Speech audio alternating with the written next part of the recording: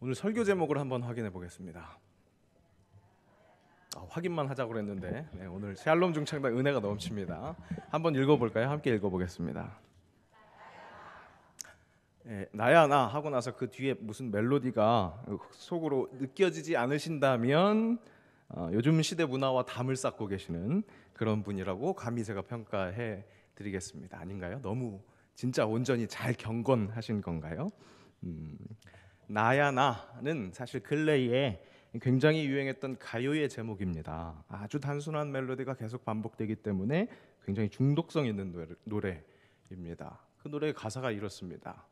나야 나, 오늘 밤 주인공은 나야 나, 내 마음을 훔칠 사람 나야 나, 이러면서 하는 거. 마지막 단한 사람 나야 나. 그렇습니다. 물론 이것도 조금 시간이 흘렀습니다. 요즘 아이돌 가수가 참 많은데요. 그 아이돌 가수를 꿈꾸는 아이돌 후보생은 더 많습니다.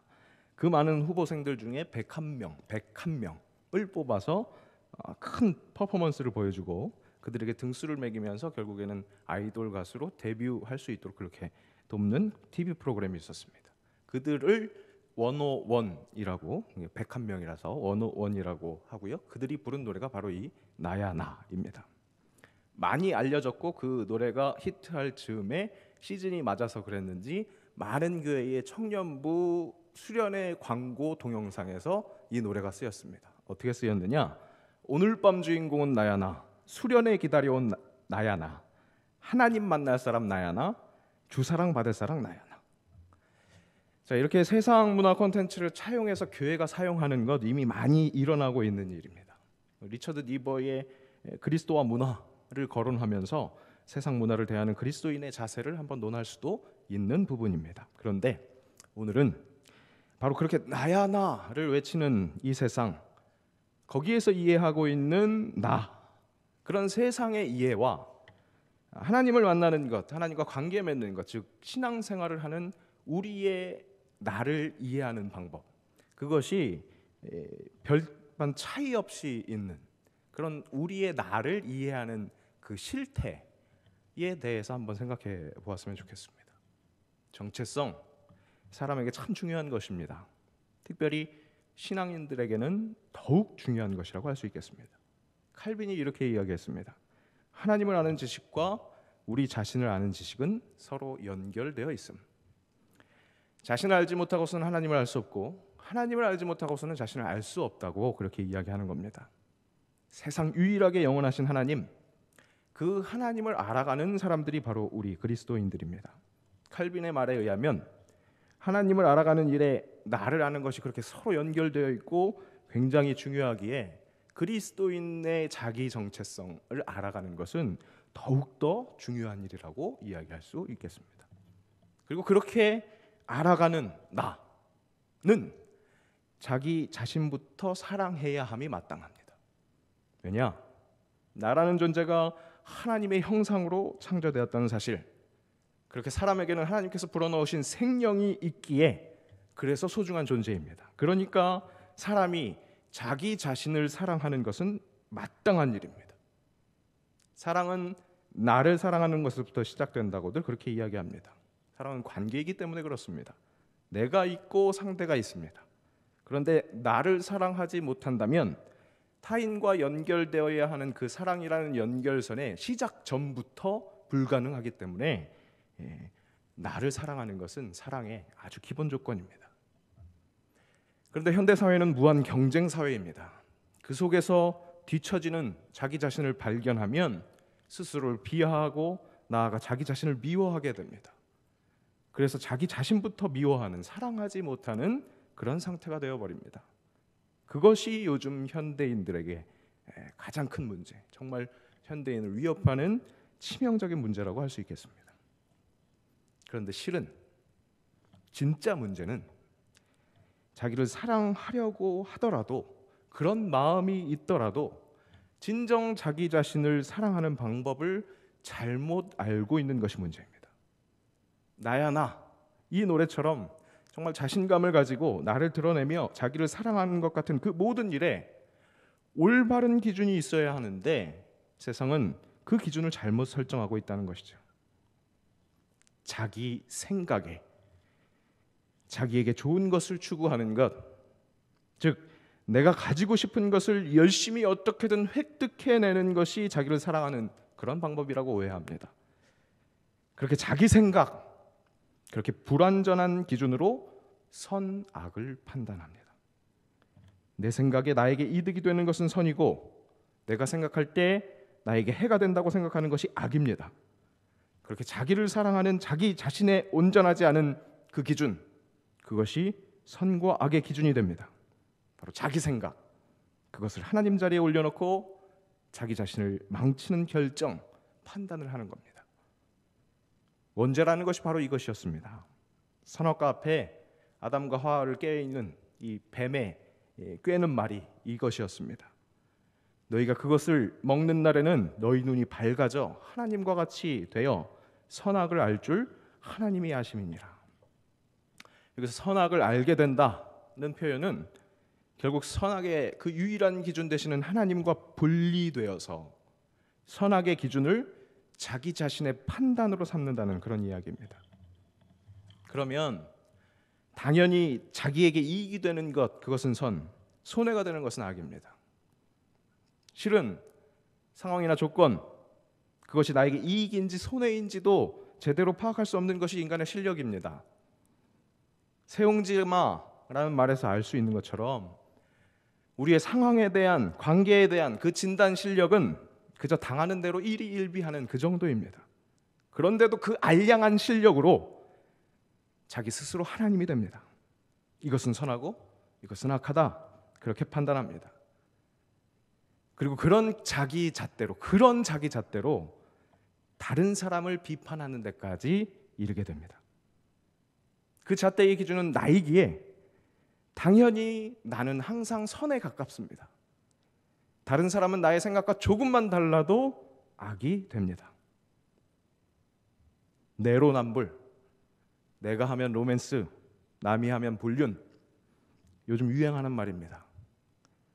분명 비슷한 일인데, 아니 똑같은 일인데, 아니 잘 생각해보면 자기가 더한 일을 하고 있으면서도 기준이 자기니까 당연히 내가 하면 로맨스이고 남이 하면 불륜입니다. 자기 소견에 옳은 대로 행한 시대가 사사 시대였습니다. 그때 살아보지는 않았지만 우리가 살고 있는 이 시대가 더하면 더했지 덜하지는 않을 것 같은 그야말로 내로남불의 시대를 살아가고 있습니다. 모든 사람이, 단언컨대 모든 사람이 자기 자신이 표준이라고 생각합니다.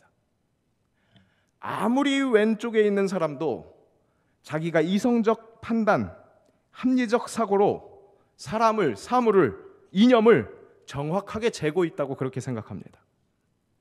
극우에 속한 사람도 그저 세상 모두가 잘못된 왼손잡이라고 생각하는 것이 인간입니다. 그렇게 나야 나, 세상의 중심은 나야 나를 외치고 있는 실정입니다. 그러니까 혼란합니다.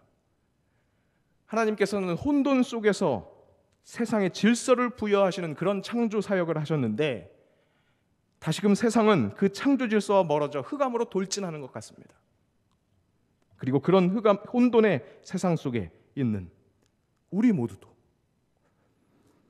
교회라는 나 자신도 그 혼란에 일조하는 하나의 강력한 기준, 세상 모든 것을 빨아들이려 하는 블랙홀임을 부인할 수 없습니다. 오늘 말씀을 통해 다시 한번 일깨워야 할 나야 나라는 구호가 있습니다. 바로 죄인, 세상 유일하게 완전하시고 영원하신 그 하나님과 단절되어서 그분에게서 떨어져 나가서 내 생각을 기준 삼아 내 생각을 우상 삼고 있는 이 세속화의 중심, 그 죄인 중에 괴수가 바로 나야 나. 내 마음과 거기서부터 흘러나오는 내 입술의 모든 부정적인 비판, 형제 자매를, 공동체를, 세상을 아프게 하는 비판을 위한 비판의 모든 원흉이 나야 나라는 사실입니다. 나의 죄 때문이라는 사실입니다. 바로 오늘 밤 회개해야 할 주인공이 바로 나야 나. 그런 자복이 필요합니다. 사순절 기간입니다. 나를 위한 예수님의 고난을 기억하면서 우리의 죄를 자복해야 하는 그 귀한 신앙의 계절입니다. 오늘 말씀을 통해서 또한 기도를 통해서 자복하고 통회하는 귀한 시간이 허락되기를 주님의 이름으로 간절히 바랍니다. 오늘 본문은 우리가 너무나 잘 알고 있는 산상수훈 중에 하나입니다. 마태복음 5장에서 7장 산상수훈에는 예수님의 가르침이 묶여 있습니다. 본격적인 공생애를 시작하시면서 예수님의 가르침이 이제 막 시작되는 순간 정말 주옥 같고 또 강력한 가르침이 산중에서 마구 쏟아지고 있습니다. 우리가 잘 알고 있는 팔복으로 시작되는 이 산상수훈은 개인 스스로의 경건과 관련된 규례, 그것과 타인과의 관계 속에서 지켜야 하는 대인관계의 규례를 다루고 있습니다. 오늘 본문 7장의 앞장인 이 6장에서는 전자, 즉 개인 스스로의 경건과 관련된 규례에 대한 것들이 주로 나타났습니다. 그리고 그를 이어서 오늘 7장에는 이 타인과의 관계 속에서 지켜져야 할 규례가 나타나고 있습니다. 그리고 그 시작을 감당하는 규례가 바로 오늘 본문의 말씀입니다. 이 규례를 본문은 강력하게 표현하고 있습니다. 즉 예수님께서 이 부분을 굉장히 강력한 어조로 말씀하셨다는 것을 표현한 것입니다. 비판하지 말라 말씀하십니다. 사람은 말하기를 쉽게 여깁니다. 선악과를 취하는 그 죄의 습성을 가지고 있는 사람들은 자신의 기준으로 판단하고 그 판단을 자기가 쉬워하는, 쉽게 여기는 그 말을 하기로 그렇게 다른 사람을 비판합니다. 공생애를 시작하시면서 시험 받으신 우리 예수님께서는, 우리 주님이신 예수님께서는 사탄의 첫 번째 시험에 이렇게 응대하십니다. 예수께서 대답하여 이르시되 기록되었으되 사람이 떡으로만 살 것이 아니요 하나님의 입으로부터 나오는 말씀으로 살 것이라. 하나님의 입으로부터 나오는 말씀으로 살아야 할 사람들이 자신의 판단을 기준으로 삼은 자신의 입으로부터 나오는 타인에 대한 비판을 힘입어 살아갑니다. 비판은 우리가 죄인임을 제대로 증명하는 우리의 죄악된 그런 행동입니다. 그렇습니다. 비판은 하나님을 무시하고 선악의 기준이 내 생각, 그 내 생각이 하나님이 되는 그 죄의 상태가 확실히 드러나는 행위입니다. 내가 심판이 기준이 되어서 그에 따른 처벌도 내가 직접 하는 것입니다. 권세가 있는 말로 말입니다. 잠언 말씀을 확인해 보겠습니다. 사람은 입에서 나오는 열매로 말미암아 배부르게 되나니 곧 그의 입술에서 나오는 것으로 말미암아 만족하게 되느니라. 죽고 사는 것이 혀의 힘에 달렸나니 혀를 쓰기 좋아하는 자는 혀의 열매를 먹으리라. 이 잠언 말씀은 사람 말하는 대로 된다라는 식으로 사람의 말에 어떤 신비한 효염이 있다는 그런 뜻은 아닙니다.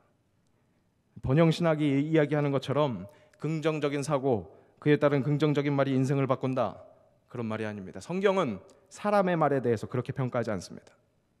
다만 사람이 줄 수 있는 영향력 중에 말이 큰 역할을 차지한다는 것입니다. 선한 것이 되었든 악한 것이 되었든 모든 사람들은 주변 사람들에게 영향을 끼칩니다. 모든 사람이 다른 사람을 기분 좋게 할 수도 있고 나쁘게 할 수도 있고 또 행복하게 할 수도 있고 불행하게 할 수도 있는 영향력이 있다는 것입니다. 그런데 그 사람의 영향력에서 굉장히 큰 부분을 차지하는 것이 말입니다. 그 말 중에 사랑하는 마음이 없는 비판, 즉 비판을 위한 비판은 상대방에게 나쁜 영향력을 끼칩니다. 단순히 기분 나쁘게 하는 것에서 지나지 않고 소망을 사라지게 할 수 있습니다. 그래서 생명을 위협하게까지 하는 심판 능력까지 있다는 겁니다. 사람이 사람의 생명을 위협하는 것, 살인 미수 혹은 살인입니다. 살인과 같은 비판을 너무 쉽게 생각하는 우리들입니다. 참으로 어리석은 내 기준에서의 그 악으로 규정하면서 말입니다. 설사 아무리 봐도 악이라 할지라도, 눈 씻고 봐도 악이라 할지라도, 지나가는 사람 100명을 붙들고 물어봐도 다 악이라고 평가할 수 있는 그런 사람이라고 할지라도 그 악에 대한 합당한 보응, 심판하시는 분은 보응하시는 하나님이십니다. 그것을 대신하는 것은 월권 행위입니다. 하나님께 월권은 무엇을 뜻합니까? 하나님의 일을 침범하는 것, 신성 모독입니다. 다윗의 생명을 위협하는 사울, 아무리 봐도 악이었습니다. 다윗 입장에서만 악이 아니라 성경을 보고 있는 우리가 보아도 하나님과 멀어져서 이성을 잃고 있는 그 사울의 그 행동들, 그것은 비판받아 마땅한, 아니 비판을 넘어서서 심판받아 마땅할 그런 죄인의 모습이었습니다. 하지만 다윗은 보응하시는 하나님, 그 하나님을 신뢰하면서 인내합니다. 비판하지 않습니다. 비판해야 할, 비판하기에 충분한 그 순간에 보응하실 하나님을 찬양합니다. 나의 하나님이 그의 인자하심으로 나를 영접하시며 하나님이 나의 원수가 보응받는 것을 내가 보게 하시리이다. 비판은 불신의 문제입니다. 하나님을 믿지 못하는 죄악의 문제입니다. 보응하시는 하나님을 믿지 못하는 죄악입니다. 정말 심각한 죄악이라는 것입니다. 또 비판하면 안 되는 정말 큰 이유는 비판함으로 상대방을 심판하는 것 같지만 실은 내가 심판받는 일이 된다는 것입니다. 그것도 사람의 심판이 아닌 전능하신 하나님, 공의의 하나님의 심판이 나에게 임한다는 사실입니다. 본문이 비판하지 말라 단도직입적으로 이야기합니다. 우리 한글 성경에서는 비판을 받지 아니하려거든으로 시작합니다. 그래서 좀 유하게 느껴집니다. 하지만 원어 성경에서는 시작부터 비판하지 말라 그렇게 앞서 있습니다. 그리고 비판을 받지 아니하려거든은 비판하지 말아야 하는 그 이유로 뒤에 붙어서 나옵니다. 그리고 이 비판을 받지 아니하려거든 할 때 이 비판을 받다에 해당하는 이 크리데테가 수동형입니다. 그리고 2인칭 복수형입니다. 즉 지금 이 말을 듣고 있는, 예수님의 말을 듣고 있는 너희가 비판하지 마. 왜냐하면 비판하면 너희가 비판을 받게 될 것이니까, 이렇게 이야기하시는 겁니다. 그런데 이 말을 듣는, 즉 비판하지 말아야 할 사람들이 비판할 때 비판받게 될 그 비판, 그 돌아오는 비판을 하는 주체는 나타나 있지 않습니다. 이렇게 주체가 드러나지 않는 수동태는 신적 수동태라고 볼 수 있습니다. 즉 내가 다른 형제를 비판해서 받게 되는, 나에게 돌아오는 비판은, 그 비판을 하는 존재는 내가 욕했던 형제가 아닙니다. 내가 욕하는 모습을 본 제3자도 아닙니다. 사람이 아닙니다. 무소부재하시는 하나님이 비판하십니다. 즉 본문에 비판받지 아니하려거든 비판하지 말라는, 욕하면 당신도 욕먹습니다. 그 욕 돌아옵니다 정도가 아니라 욕하면 하나님께 심판받는다는 말씀인 겁니다. 보응하시는 하나님께 월권했으니 어쩌면 심판은 당연한 것일 수 있겠죠. 로마서 말씀도 이런 하나님의 심판을 증언합니다. 그러므로 남을 판단하는 사람아, 누구를 막론하고 내가 핑계하지 못할 것은 남을 판단하는 것으로 내가 너를 정죄함이니 판단하는 내가 같은 일을 행함이니라. 이런 일을 행하는 자에게 하나님의 심판이 진리대로 되는 줄 우리가 아노라. 야고보의 사도의 말씀도 이렇습니다. 형제들아 서로 비방하지 말라. 형제를 비방하는 자나 형제를 판단하는 자는 곧 율법을 비방하고 율법을 판단하는 것이라. 내가 만일 율법을 판단하면 율법의 준행자가 아니요 재판관이로다. 입법자의 재판관은 오직 한 분이시니 능히 구원하기도 하시며 멸하기도 하시느니라.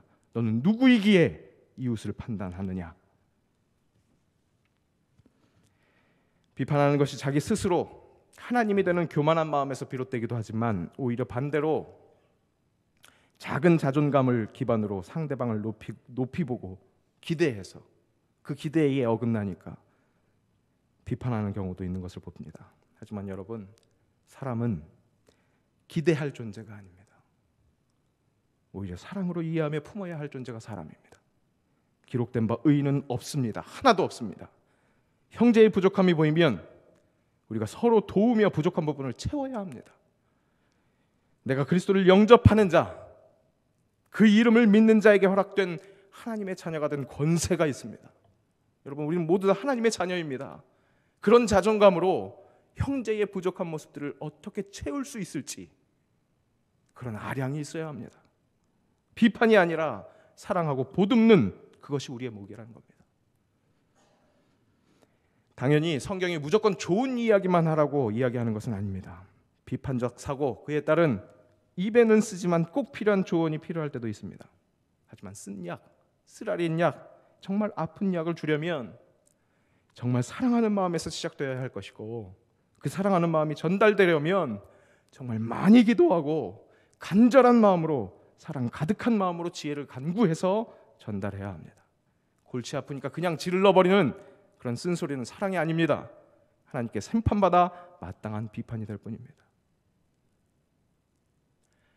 내 눈에 들보를 인정해야겠습니다. 비판하지 않기 위해서는 내 눈에 들보를 확실히 인정하고 그것을 해결해달라고 간절히 하나님께 간구해야겠습니다. 그 들보는 바로 든든한, 너무나 흔들리지 않는 견고한 진과 같은 나의 생각, 나의 기준입니다. 형제의 눈에 있는 티, 내 눈에 들보, 이 두 가지의 메타포의 대조는 크기의 차이를 이야기하는 것 같습니다.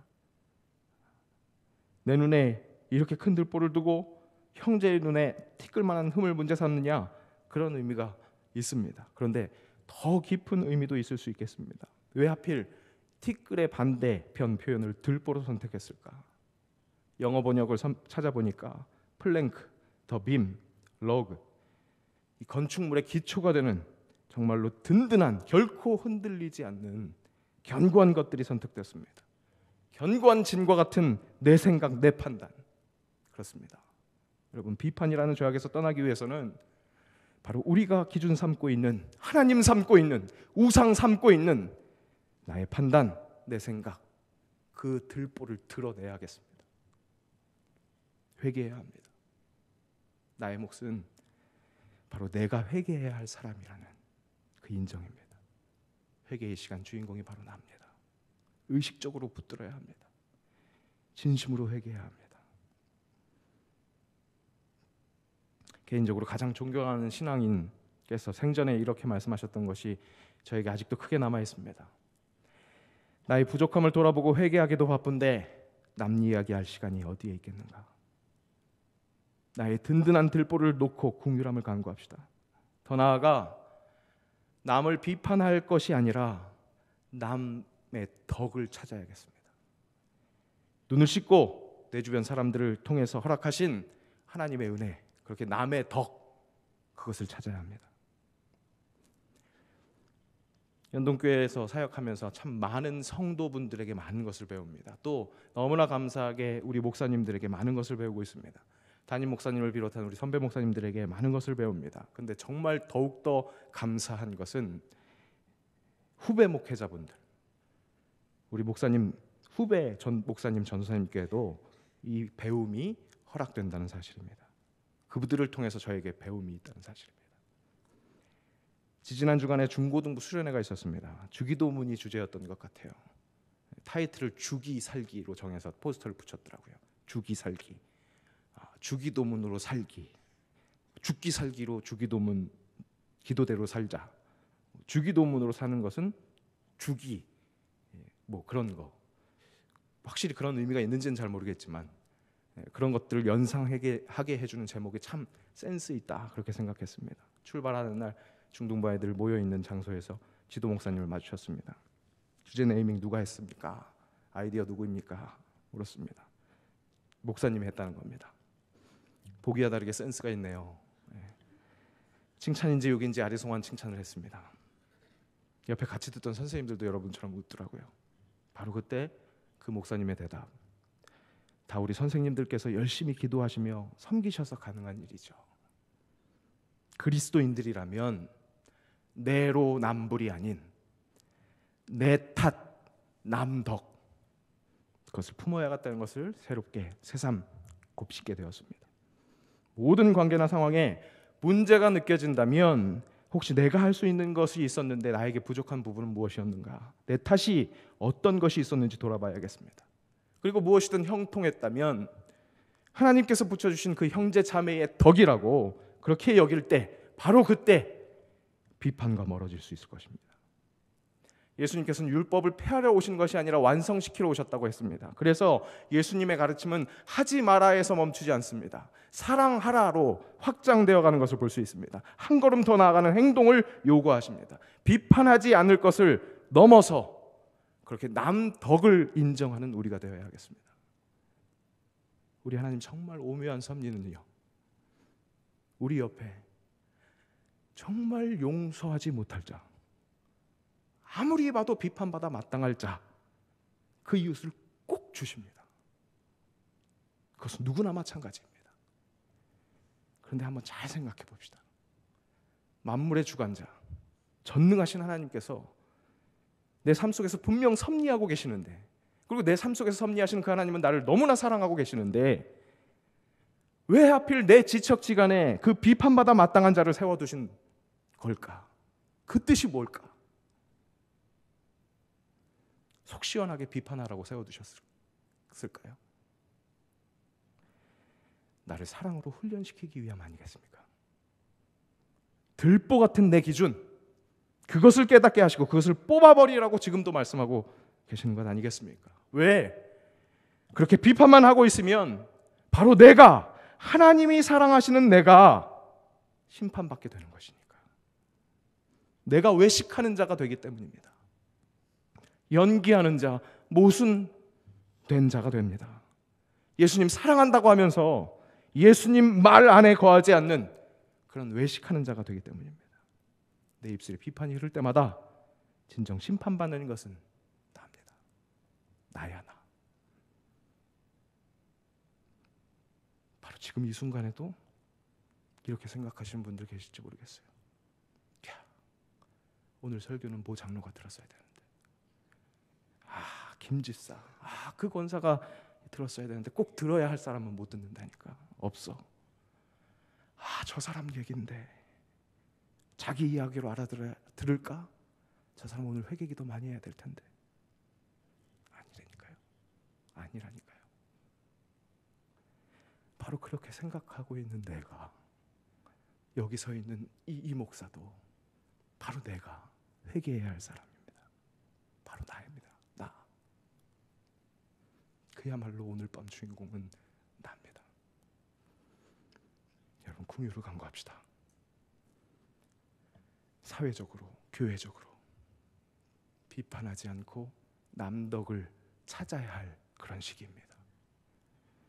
내 눈에 그렇게 견고하게 서 있는 들보를 드러내달라고 간절히 간구합시다. 그래서 사랑이 지배하는 내 삶 되게 해달라고.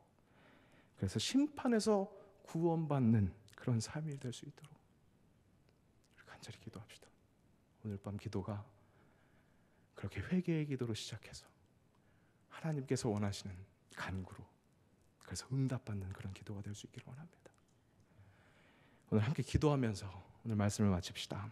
우리 함께 마음을 모아서 기도하기를 원합니다. 주여, 이 죄인을 불쌍히 여기시옵소서. 아버지 하나님께서 그 아들을 날 위해서 죽이시고 날 위해 다시 살리시고 또 다시 오시게 하신다고 하셨는데, 바로 나는 그 죄의 습성을 죄로 느끼지 못하고 나를 기준 삼아서 내 육신의 안목을 주인 삼아서 형제를 비판했음을 고백합니다. 하나님께서 그렇게나 아파하시는 하나님과 상관없는 일, 비판하는 것을 아무 의식 없이 저지르는 나의 모습입니다. 그런 죄악이 형제를 죽이고 또 그렇게 형제에게 복수하는 것 같지만 실은 나를 죽이는 것임을 오늘 말씀을 통해서 확인합니다. 그리고 바로 그렇게 내가 심판받는 것이 우리 주님께서 가장 아파하신다는 것 깨닫습니다. 하나님 아버지, 하나님 아들 예수 그리스도시여, 나를 불쌍히 여기소서. 나를 불쌍히 여기소서. 이 시간 정직한 영을 새롭게 하시옵소서. 정결한 마음을 주시옵소서. 우리 한 마음으로 기도합니다. 주님의 이름 크게 부르고 함께 기도하겠습니다. 주님, 아버지 하나님, 아버지 하나님, 아버지 내가 죄인입니다. 아버지 하나님, 주님 앞에서 아버지 내가 말할 수 없는 죄인입니다. 아버지 내가 고백할 수 없는 죄인임을 고백합니다. 형제를 비판하기에 아버지 정말로 든든하게 세워놓은 나의 들보를 자랑 삼아 아버지 세워놓고 아버지 사랑하는 형제를, 사랑해야 마땅한 형제를 비판하고 헐뜯었고 판단했음을 고백합니다. 하나님 아버지 그 심판 속에서 아버지 내가 심판받았음을 깨닫습니다. 아버지 하나님 이 시간 회개하고 자복하오니 아버지 우리의 심령 속에 아버지 진실로 회개하는 마음을 허락하여 주셔서 주님으로 인해서 아버지 정말로 고백받는 아버지 주님으로 인해서 다시 한번 회복되는 귀한 시간이 될 수 있기를 원합니다. 주여 역사하여 주셔서 우리의 심령을 만져주시고 아버지 우리 입술을 통해서 회개하는 말로 인하여 아버지 새롭게 되어지는 우리의 심령을 경험할 수 있도록 주님 인도하여 주시옵소서. 그렇게 하나님으로 온전히 드러나는 아버지 우리가 될 수 있게 하시고 그렇게 나를 사랑할 수 있는 진정한 방법을 깨달아 아는 그런 우리가 될 수 있도록 주님 함께하여 주시옵소서. 주님 나를 위하여서 아버지 그렇게 그 아들을 죽이시고 또한 살리시고 다시 보내신다 하셨는데 아버지 그 예수 그리스도의 은혜를 붙들고 아버지 회개할 수 있기를